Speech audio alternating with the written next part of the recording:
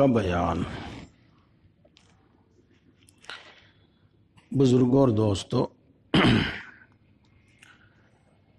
رسول اللہ صلی اللہ علیہ وسلم دنیا میں تشریف لائے۔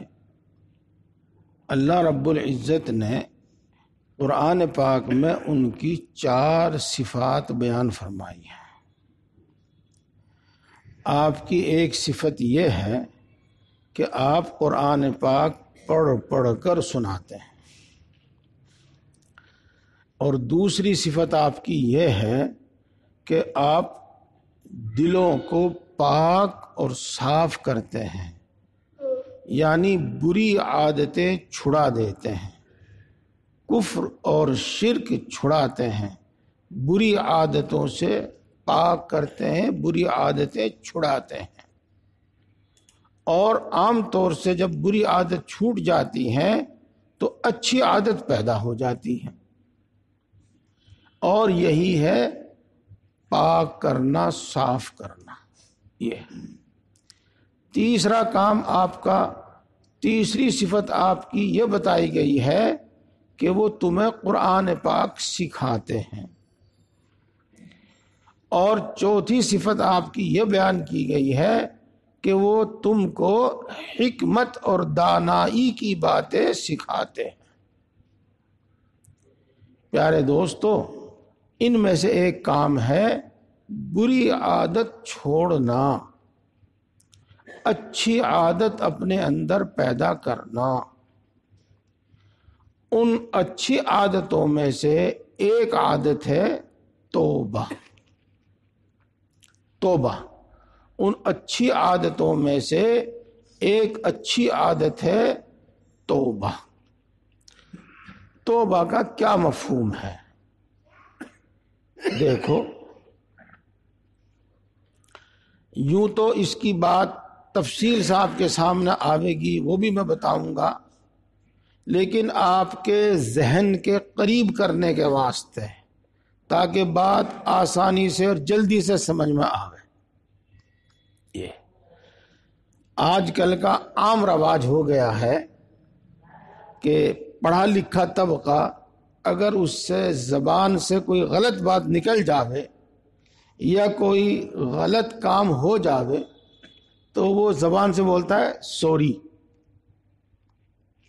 یہ بولتا ہے، اور یہ بولنا گویا کہ تلافی ہے اس غلط بات کی جو اس نے کہی ہے، اور یہ تلافی اور معذرت ہے اس کام کی جو غلط کام اس نے کیا ہے۔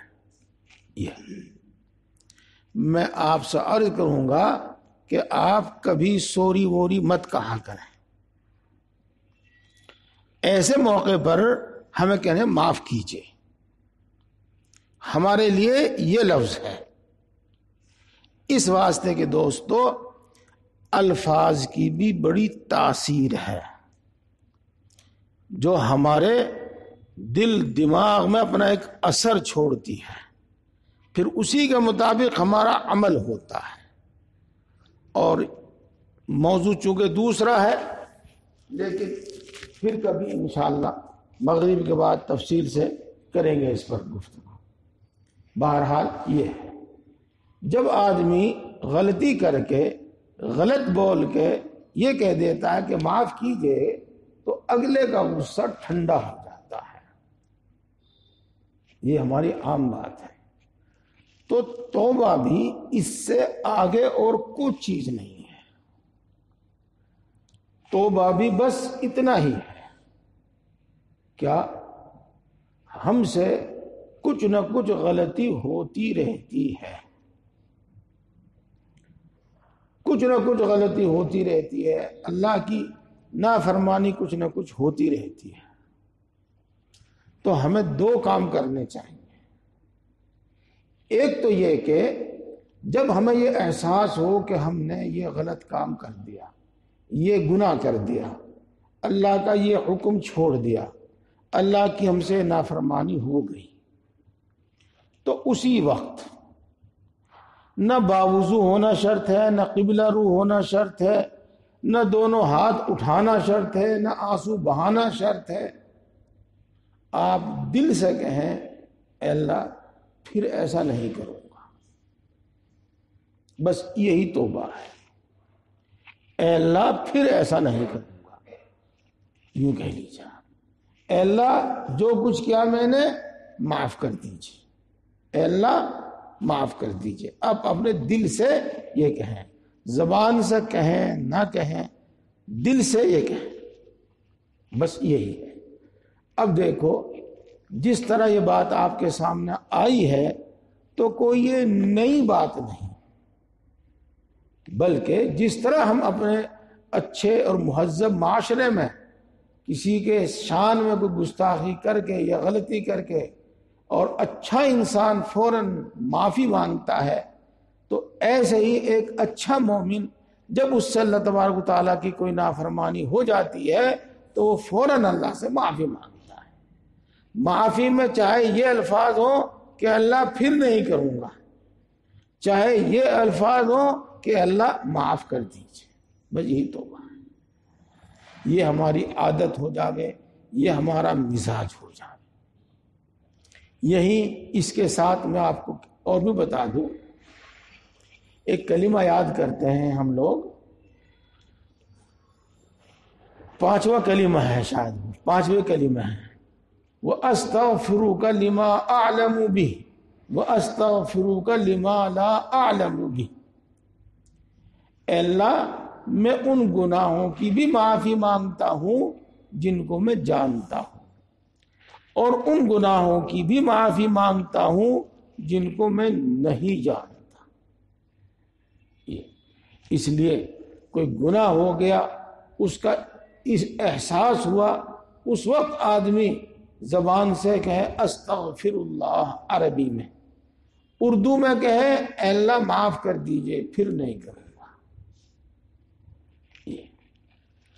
اور عام طور سے بہت سے گناہوں کا پتہ بھی نہیں چلتا، جیسا کہ میں نے آپ کو ابھی بتایا، اس لیے اپنی زبان پر استغفر اللہ، لا الہ الا انت سبحانک انی کنت من الظالمین، اس طرح کے کلمات جاری رکھنا چاہیے، بار بار زبان سے بلکہ دل کے ارادے کے ساتھ یہ بات کہنی چاہیے، تو انشاءاللہ العزیز اللہ کا غصہ ٹھنڈا ہو جائے گا۔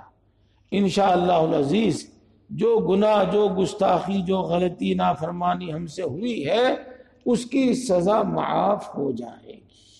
یہ ہے حاصل، یہ ایک مزاج ہونا چاہیے مومن کا۔ اسی کے ساتھ ایک بات اور عرض کر دوں، کم از کم 100 مرتبہ استغفار پڑھ لیا کرے روزانہ، چاہے استغفر اللہ ربی من کل ذنب واتوب الیہ، سبحان اللہ وبحمدہ سبحان اللہ العظیم، استغفر اللہ الذی لا الہ الا هو الحی القیوم واتوب الیہ۔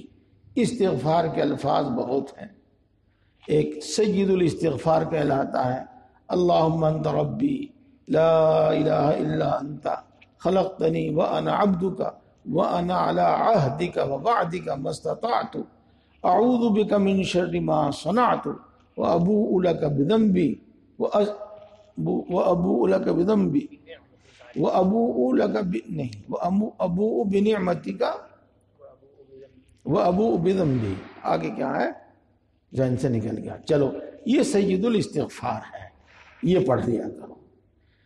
ان 100 مرتبہ استغفار پڑھنے کا ایک فائدہ تو وہی ہے جو ابھی آپ نے سنا، اور اس کا ایک فائدہ یہ ہے کہ آدمی کا یہ مزاج بنتا ہے کہ اللہ کی نافرمانی کر کر اس کا دل ڈرنے لگتا ہے، اور اللہ کی نافرمانی کر کے دل جب ڈرتا ہے تو پھر آدمی توبہ کرتا ہے۔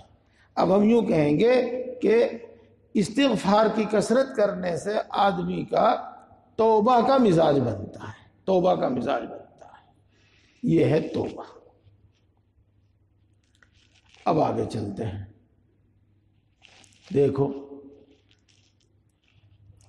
حدیث پاک میں آیا ہے کہ منافق کا حال یہ ہے کہ وہ گناہ پر گناہ کرتا رہتا ہے، گناہ پر گناہ کرتا رہتا ہے، اور پہاڑوں جتنے گناہ اس کے ذمے ہو جاتے ہیں، اس کے سر پر ہو جاتے ہیں، لیکن اس کو یہ احساس بھی نہیں ہوتا کہ تو نے کوئی گناہ کیا ہے، تو نے کوئی غلطی کی ہے۔ اور جب اس کو یہ احساس ہی نہیں ہوتا تو وہ توبہ کیا کرے گا، استغفار کیا کرے گا؟ یہ اور مومن کی شان یہ بتائی کہ اگر اس سے ذرہ برابر بھی گناہ ہو جاتا ہے، ذرے کے برابر بھی گناہ ہو جاتا ہے، تو وہ ایسا ڈرتا ہے جیسے کہ پہاڑوں کے برابر اس نے گناہ کیا، اور اسی لیے وہ فوراً توبہ کرتا ہے، کانپ جاتا ہے، ہانپ جاتا ہے، خود آنسو بہنے لگتے ہیں، دل ڈر جاتا ہے۔ یہ مومن کا حال ہوتا ہے۔ جیسا کہ میں نے ابھی عرض کیا، تو توبہ استغفار پڑھتے رہنے سے، استغفار کی کثرت سے انسان کا یہ مزاج بنتا ہے کہ وہ گناہ کرنے پر ڈرتا ہے، گناہ کا اس کو احساس ہوتا ہے، اور پھر وہ دل سے توبہ کرتا ہے۔ اور آدمی کی اگر یہ عادت ہو جاوے، یہ مزاج ہو جاوے، ہاں، یہ تو میں عام الفاظ میں کہہ رہا ہوں، یہ میں عام الفاظ میں کہہ رہا ہوں۔ یہاں جو ماشاءاللہ علماء تشریف فرما ہیں اور سالکین و مریدین تشریف فرما ہیں، وہ سنیں، اس کو کہتے ہیں مقام توبہ۔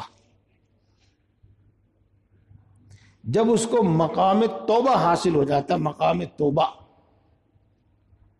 تو پھر اس کا حال یہ ہوتا ہے کہ اول تو گناہ نہیں کرتا، وہ گناہ سے پہلے ہی ڈرتا رہتا ہے، گناہ کے وقت ڈرتا ہے اور گناہ نہیں کرتا، اور گناہ ہو جاتا ہے تو فوراً توبہ کرتا ہے۔ جیسے کہ میں نے ابھی بتایا، نہ باوضو ہونا شرط، نہ ہاتھوں کا اٹھانا شرط، وہ اسی وقت دل سے کہے، زبان سے کہنا بھی شرط نہیں، اسی وقت دل سے کہ اللہ معاف کر دیجئے، پھر نہیں کروں گا۔ تو ایسا کرنے سے اس گناہ معاف ہو جاتا ہے۔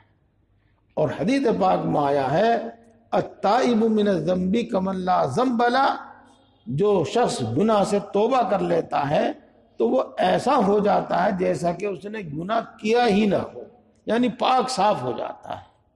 تو سمجھو جو میں آپ کو بتانا چاہ رہا تھا، جب مقام توبہ حاصل ہو جاوے گا، جب توبہ کی عادت، توبہ کا مزاج بن جاوے گا، اول تو گناہ نہیں کرے گا، اور گناہ کرے گا تو بہت جلد، بلکہ ساتھ ساتھ توبہ کرے گا، تو انشاءاللہ العزیز وہ ایسا ہی ہوگا جیسا کہ اس نے کبھی گناہ کیا ہی نہ۔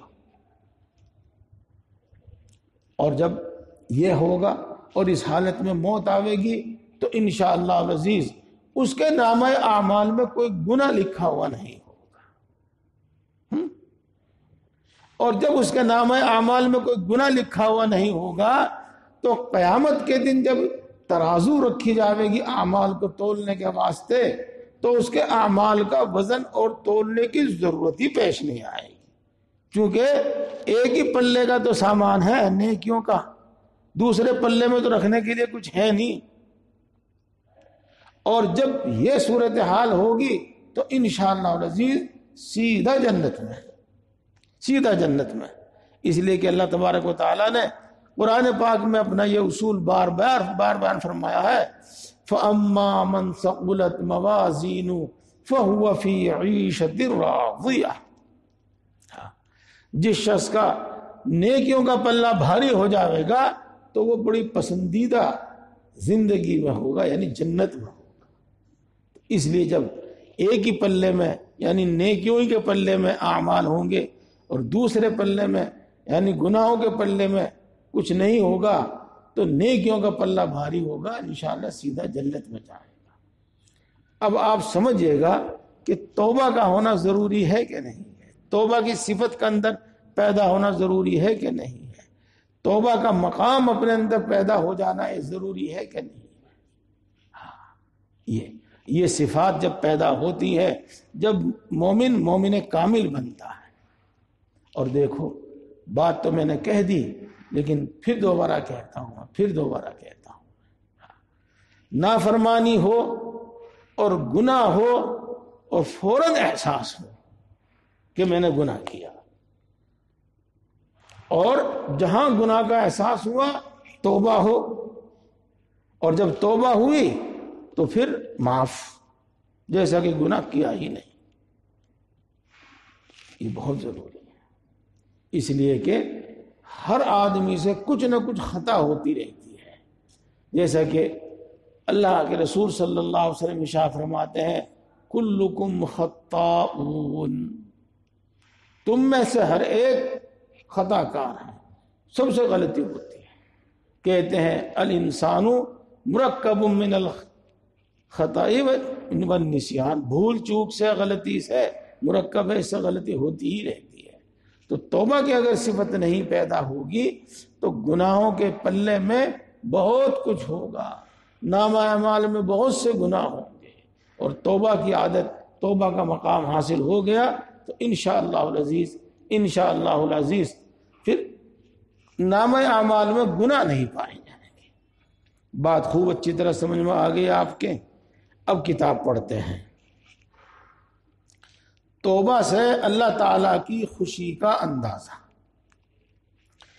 اللہ تعالیٰ فرماتا ہے کہ مسلمانوں تم سب اللہ کی طرف رجوع کرو، بے شک وہ توبہ کرنے والوں سے محبت کرتا ہے۔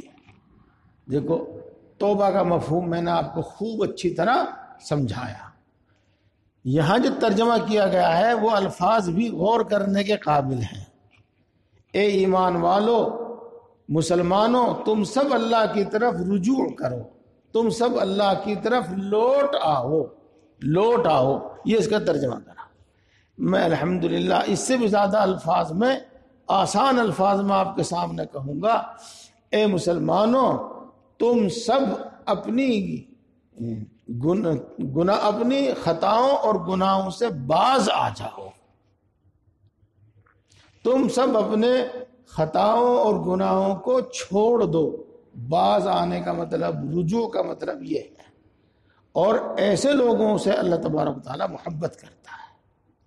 جناب رسول مقبول صلی اللہ علیہ وسلم فرماتے ہیں جس نے گناہ کے بعد توبہ کر لی وہ گویا بے گناہ ہو گیا، وہ گویا بے گناہ ہو گیا۔ وہ جو میں نے ابھی حدیث پاک آپ کو سنائی تھی۔ اللہ تعالیٰ کو بندے کی توبہ سے جتنی خوشی ہوتی ہے اس کا اندازہ اس سے کرو، مثلا اگر کوئی شخص کسی بے آب و گیا اور وحشتناک جنگل میں پہنچ جاوے۔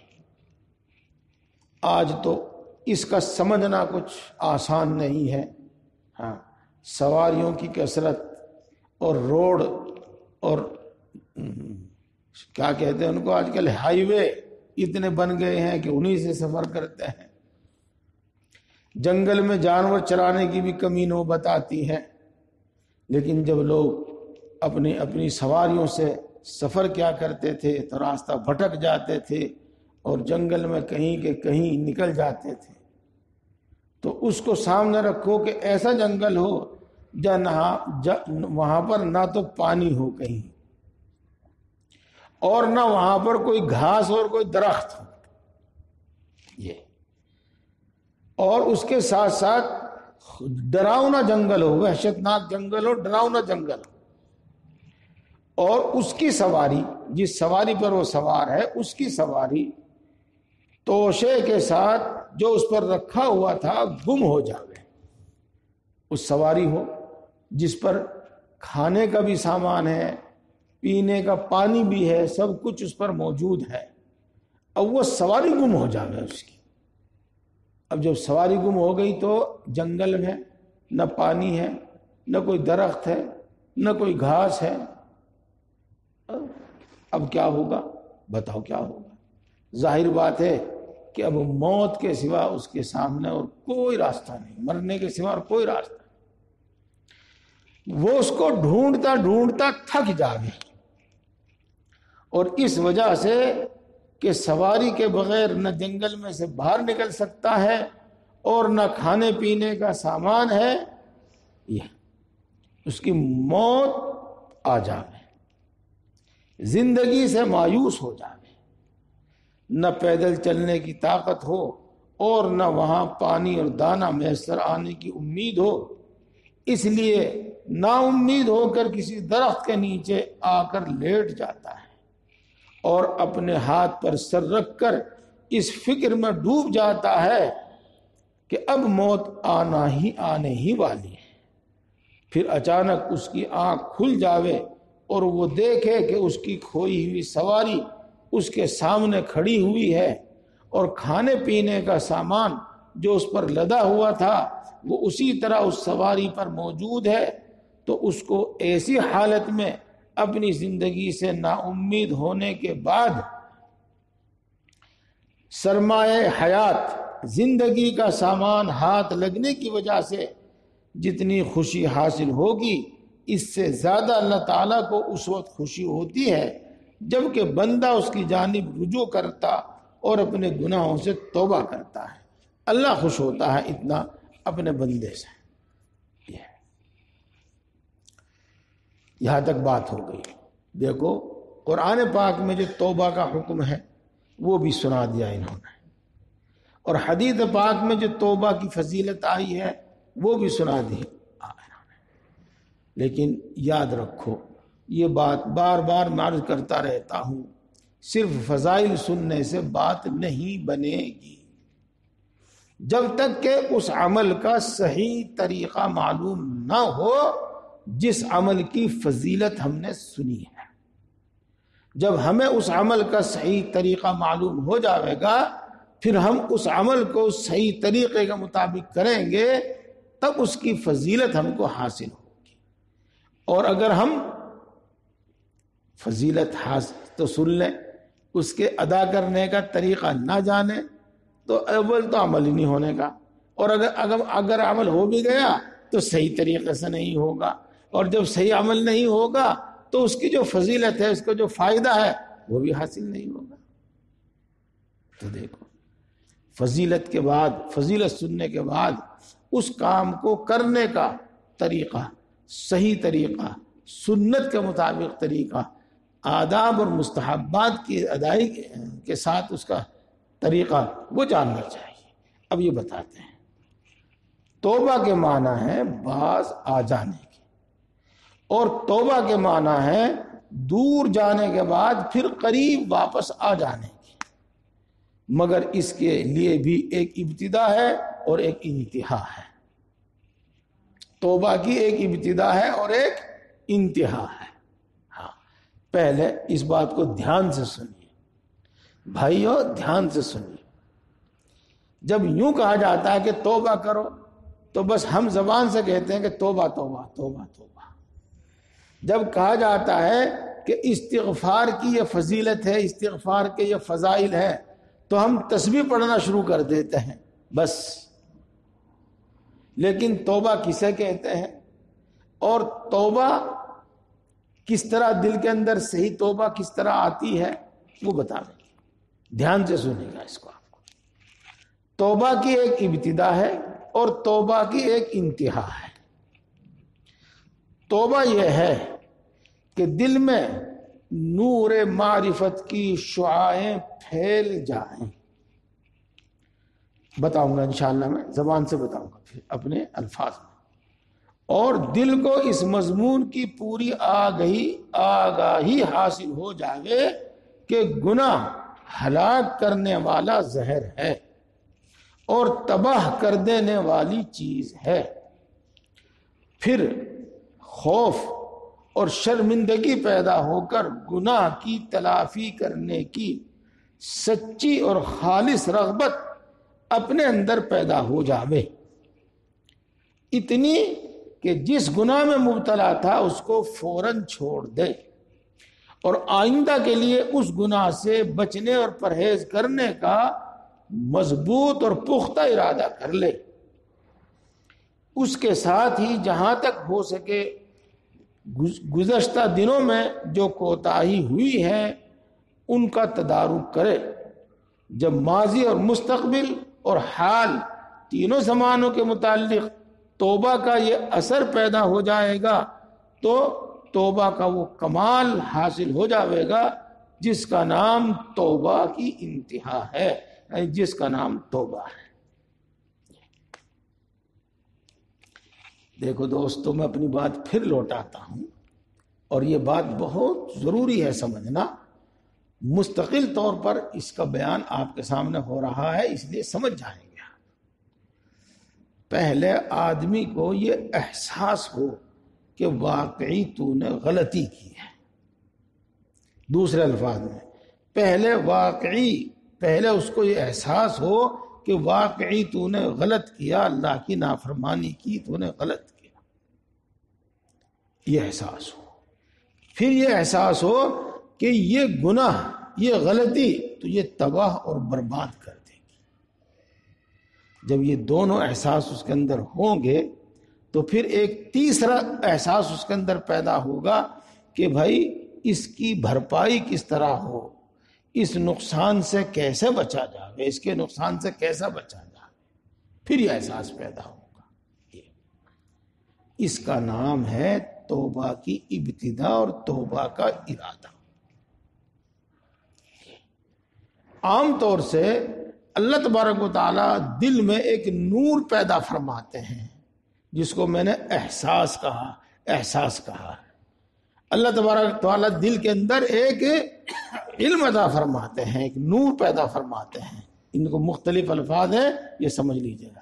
ایک احساس پیدا فرماتے ہیں، تو نے غلط کیا، واقعی تو نے برا کیا، یہ ہے وہ احساس۔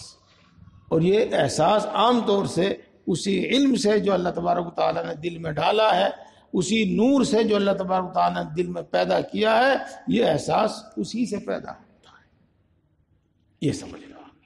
پھر ظاہر بات ہے کہ اس کو اور بھی کچھ معلوم نہ ہو کہ اس گناہ کی کیا سزا ہے، لیکن اتنا تو معلوم ہے ہی کہ اللہ ناراض ہوتا ہے، اتنا تو معلوم ہے ہی کہ اس کی سزا جہنم ہے۔ تو اب وہ اس فکر میں لگتا ہے کہ اللہ راضی ہو جائے، وہ اس فکر میں لگتا ہے کہ جہنم سے بچ جائے، اور پھر وہ پکے اور سچے ارادے کے ساتھ دل سے ارادہ کرتا ہے کہ یہ گناہ میں پھر نہیں کروں گا۔ بس اس کا نام توبہ ہے۔ زبان سے توبہ توبہ کرنے کا نام توبہ نہیں ہے۔ کئی تسبیح استغفار کی پلٹ دینے کا نام توبہ نہیں ہے، توبہ نہیں ہے۔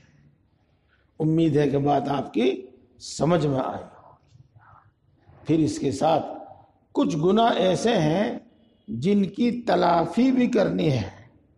وہ کیا تلافی کرنی ہے؟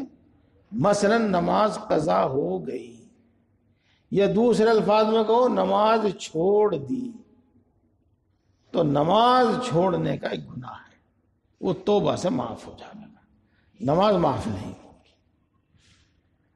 اب اس کی تلافی یہ ہے کہ توبہ کے بعد پھر نماز پڑھیں۔ کسی شخص نے کسی کا کوئی حق مار لیا، کسی کا کوئی حق دبا لیا، یہ گناہ ہے، اللہ اس سے ناراض ہوا ہے، اور اس کی سزا اس کو دنیا میں یا آخرت میں یا برزخ میں کہیں نہ کہیں بھگتنی پڑے گی۔ اب اگر وہ سچے دل سے توبہ کر لے، جیسے کہ آپ کو بتایا گیا، تو اللہ راضی ہو جائے گا، اور اللہ تبارک و تعالی اس کے سزا کو بھی معاف فرما دے گا۔ البتہ یہ اس پر موقوف رہے گا کہ وہ اس کا حق ادا کرے یا اس سے معافی مانگے۔ یہ مطلب ہے کہ جو تقصیر کی ہے، جو کوتاہی کی ہے، اس کا تدارک کرے۔ اب میں بہت مختصر الفاظ میں توبہ کی حقیقت آپ کے سامنے بتاتا ہوں۔ نمبر 1، اپنے گناہ پر شرمندہ ہونا۔ نمبر 2، پکا ارادہ کرنا کہ آئندہ نہیں کروں گا۔ اور نمبر 3، اگر وہ کسی کا حق ہے تو اس کو ادا کرے یا معافی مانگے۔ اور اللہ کا حق ہے، فرض نماز ہے، فرض روزہ ہے، تو اس کو ادا کرے۔ جب توبہ مانی جائے گی، محض تسبیحات پلٹنے یا محض زبان سے توبہ توبہ کرنے سے توبہ نہیں ہوتی،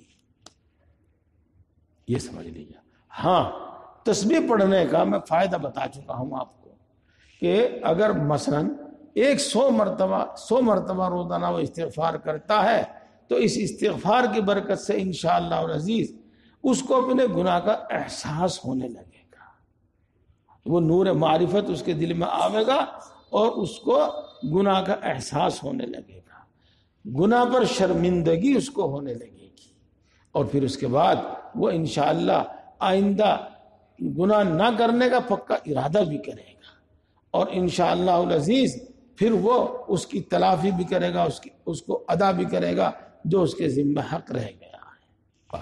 یہ بات میں آگے چلنے سے پہلے آپ کو ایک بات اور بتاؤں، یہ پہلے ایک مثال دیتا ہوں میں آپ کو، وہ مثال آپ کو زیادہ سمجھ میں نہیں آئے گی لیکن پھر بھی آ جائے گی۔ کتا ہوتا ہے نا، کتا، اس سے شکار کرتے ہیں، اور کتا عام طور سے گوشت کا بڑا عادی ہوتا ہے، گوشت کھانے میں بڑا اس کو مزہ آتا ہے، تو وہ عام طور سے شکار کرنے کے بعد اور اپنے پنجوں میں اور اپنے منہ میں پھنسانے کے بعد اس کو کھانے لگتا ہے، اور شکاری یہ چاہتا ہے کہ یہ اس کو نہ کھاوے، پکڑے تو لیکن نہ کھاوے، بلکہ میں اس پہ سے لے لوں، میرے لیے روک کر رکھے، میں اس پہ سے لے لوں اور میں کھاؤں یہ شکار۔ یوں ہی ہے نا بھائی بات؟ اب کتا اگر ابھی سدھا نہیں تو شکار پکڑ کے کھانے لگتا ہے۔ اب کر کیا ہوتا ہے یہ بتانا چاہتا ہوں، کتے والا اس کو مارتا ہے، اور اس وقت تک مارتا رہتا ہے جب تک وہ شکار پکڑ کر اس کو کھانے کی اپنی عادت نہ چھوڑ دے، اس وقت تک وہ تو مارتا رہتا ہے، اس کو ڈراتا ہے، دھمکاتا ہے، مارتا ہے۔ پھر ایک وقت وہ آتا ہے کہ کتا شکار پکڑتا ہے اور کھاتا نہیں بلکہ اپنے مالک کے لیے روک کر بیٹھ جاتا ہے۔ یہ بات ہے، اتنی بات سمجھ میں آئی گئی ہوگی۔ تو کیا کرنا ہمیں؟ اپنے اندر جو بری عادت ہے تو اپنے آپ کو اتنا ٹارچر کرنا ہے، اپنے طبیعت پر اتنا پریشر بنانا ہے کہ ہماری طبیعت وہ بری عادت چھوڑ دے، ہماری طبیعت وہ بری عادت چھوڑ دے، اور جب تک ہماری وہ بری عادت نہ چھوٹے اس وقت تک ہم برابر یہ کوشش کرتے رہیں، بھائی بات سمجھ میں آئی؟ اسی کا نام مجاہدہ ہے، یہ جو برابر کوشش کرتے رہے اسی کا نام مجاہدہ ہے، اور عام طور سے اس کے بعد عادت چھوٹ جاتی ہے، جلدی چھوٹ جاتی ہے، یہ تجربہ ہے، وہ جلدی چھوٹ جاتی ہے، کوئی ایسا زیادہ کام نہیں کرنا پڑتا۔ یہ ہے دوستو تزکیہ۔ یہ ایسے ہی بڑے بچے تو آج کل بڑے ڈھیٹے ہو گئے ہیں، وہ تو بہت سامنا کرنے لگے ہیں، ہاں، لیکن عام طور سے مکتب میں پڑھنے والے بچے اور چھوٹے بچے، ان کو آپ نے دیکھا ہوگا جب امی جان تھپڑ لگاتی ہے، ابا جان تھپڑ مارتے ہیں یا استاد صاحب کمچی مارتے ہیں تو عام طور سے بچہ کہتے پھر نہیں کرنے کا جی، پھر نہیں کرنے کا جی، پھر نہیں کرنے کا جی، ہاں، اور وہ پھر کرتا ہی نہیں، استاد کے ڈر کی وجہ سے، ماں کے ڈر کی وجہ سے، باپ کے ڈر کی وجہ سے وہ پھر کرتا ہی نہیں۔ ماں بھی، باپ بھی، استاد بھی اس وقت تک اس کو دھمکاتے اور مارتے ہیں جب تک کہ وہ اپنی بری عادت نہ چھوڑ دے۔ جب وہ اپنی بری عادت چھوڑتا ہے پھر ماں بھی کچھ نہیں کہتی، باپ بھی کچھ نہیں کہتا۔ ایک بچہ ہے جو مدرسے میں، مکتب میں دیر سے پہنچتا ہے، 1 گھنٹہ لیٹ پہنچتا ہے، 2 گھنٹے لیٹ پہنچتا ہے، کبھی آتا ہے کبھی نہیں آتا، تو استاد اس کو تنبیہ کرتا ہے، اور کیا مقصد ہوتا ہے کہ غیر حاضری مت کرو، روزانہ آؤ، دیر سے مت آؤ، مدرسے کے وقت سے بھی پہلے آ جاؤ، فوراً آ جاؤ. جب وہ یہ عادت بنا لے گا اور وقت پر آنے لگے گا تو پھر استاد اس کو نہ دھمکائیں گے نہ ماریں گے، لیکن اس وقت تک ماریں گے اور دھمکائیں گے جب تک وہ وقت مقررہ پر نہ آئے. بات یہ بھی سمجھ میں آ گئی ہوگی، یہ مثال بھی سمجھ میں آ گئی ہوگی.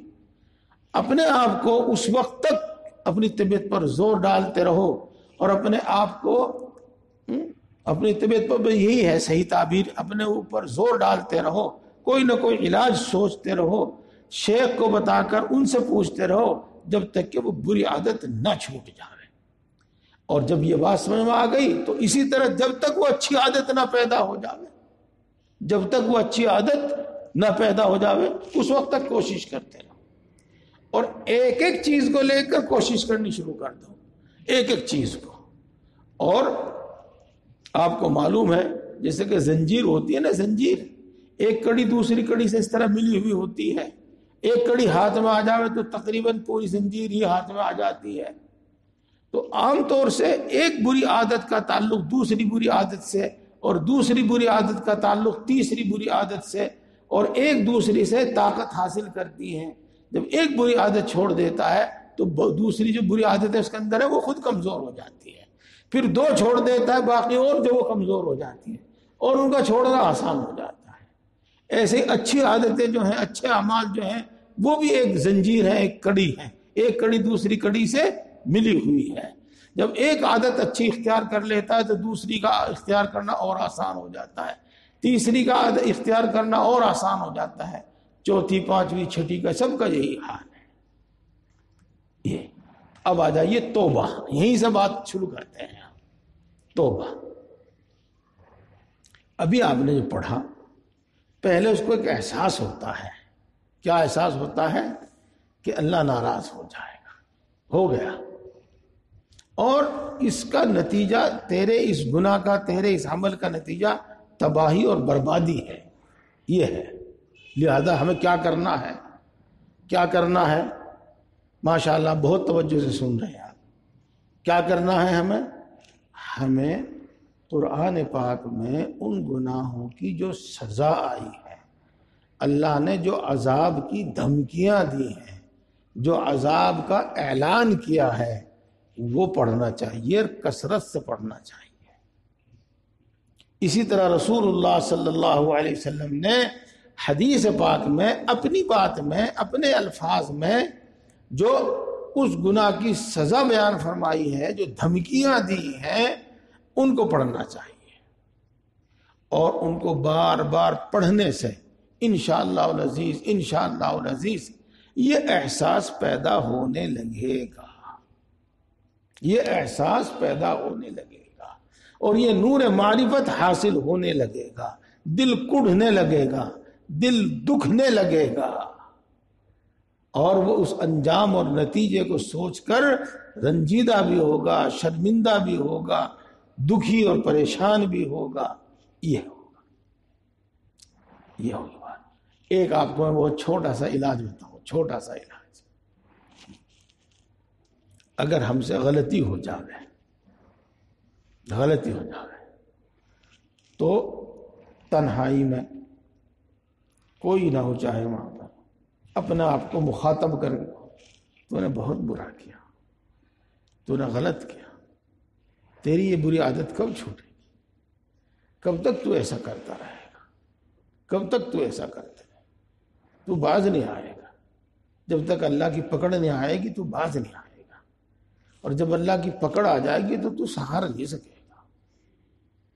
اپنے آپ کو خطاب کر کے تنہائی میں یوں کہا کرو، تو کب باز آئے گا؟ کب تک تو باز نہیں آئے گا؟ جب تک اللہ کی پکڑ نہیں آئے گی تو باز نہیں آئے گا، اور جب اللہ کی پکڑ آئے گی، اللہ کا عذاب آئے گا تو سہار نہیں سکے گا، پھر تو روتا پھرے گا. اس طرح کی بات اپنے تو انشاءاللہ العزیز یہ احساس ہونے لگے گا. یہ بات. اور میرے دوستو بزرگوں، ہم نے تجربہ کیا ہے الحمدللہ.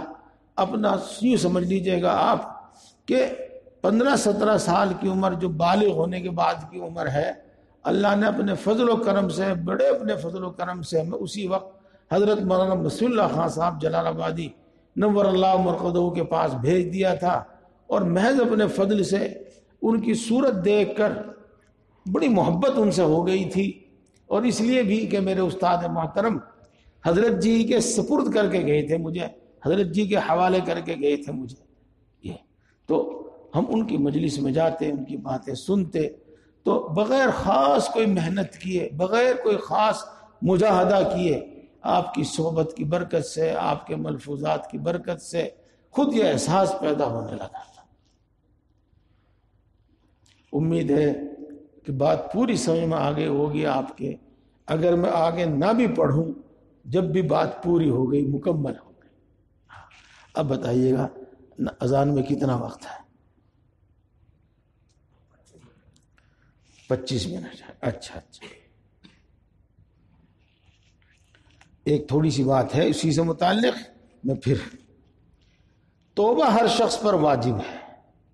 توبہ کے معنی اور حقیقت سمجھنے کے بعد یہ بات صاف ہو گئی کہ توبہ ہر شخص پر واجب ہے، کیونکہ اللہ تعالیٰ تمام مسلمانوں کو خطاب کر کے فرماتے ہیں کہ اے ایمان والو، تم سب توبہ کرو تاکہ کامیابی پاؤ۔